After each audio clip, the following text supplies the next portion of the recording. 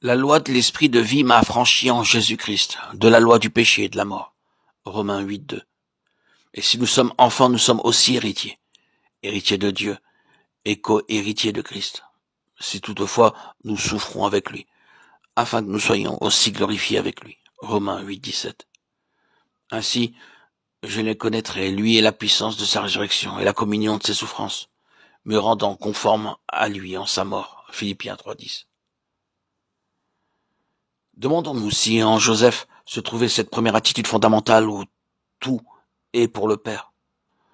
Nous le voyons, c'est précisément sur cette question que Joseph nous est présenté. Le commencement de l'histoire de Joseph nous dit qu'Israël aimait Joseph plus que tous ses autres fils. Pourquoi cela ? Parce que, comme cela nous sera bientôt montré, Joseph avait un soin tout spécial des intérêts de son père.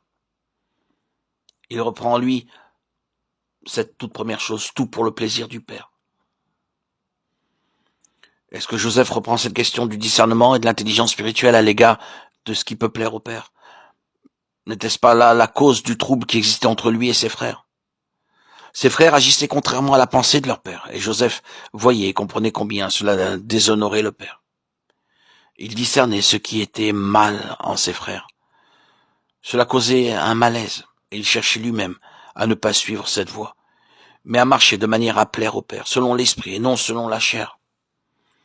Nous pouvons voir clairement comment ce principe de la résurrection opéra en Joseph. Sa vie fut largement basée sur ce principe. Est-ce qu'il entra dans la mort ? Oui, mais il connut la résurrection. C'est un grand facteur dans l'histoire de Joseph, ce principe de la résurrection. Si jamais homme fut éprouvé dans sa foi, ce fut Joseph.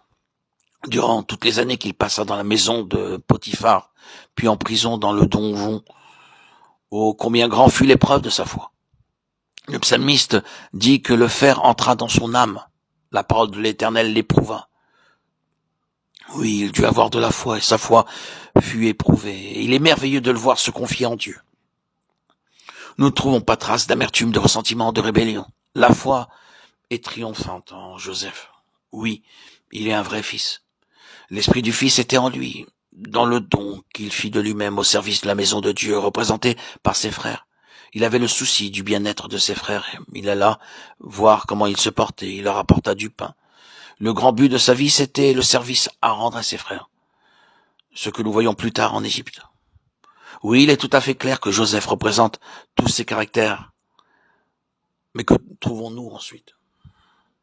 C'est que, en lui, le but est atteint pour tous, par la souffrance au règne, par l'abaissement à l'exaltation, par l'humiliation au trône. Oh, bien-aimé, si la vie du Seigneur Jésus a en nous la voie libre, elle produira toutes ces choses.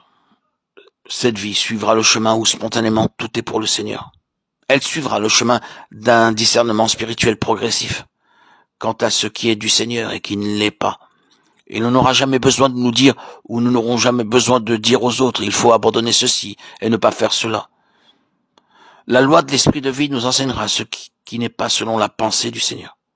Elle nous séparera d'avec le monde. Et nous saurons que nous en sommes séparés. Ce n'est pas que nous ayons à abandonner le monde, mais ce sera le monde qui nous laissera. Nous en sommes sortis, nous sommes des étrangers dans ce monde. C'est la loi de l'esprit de vie qui produit cela. Éprouvons-nous nous-mêmes par cette loi ? Si nous pouvons être à l'aise, joyeux et satisfaits dans ce monde et dans notre propre vie naturelle, nous avons une raison sérieuse de nous demander si la vie du Seigneur Jésus est en nous.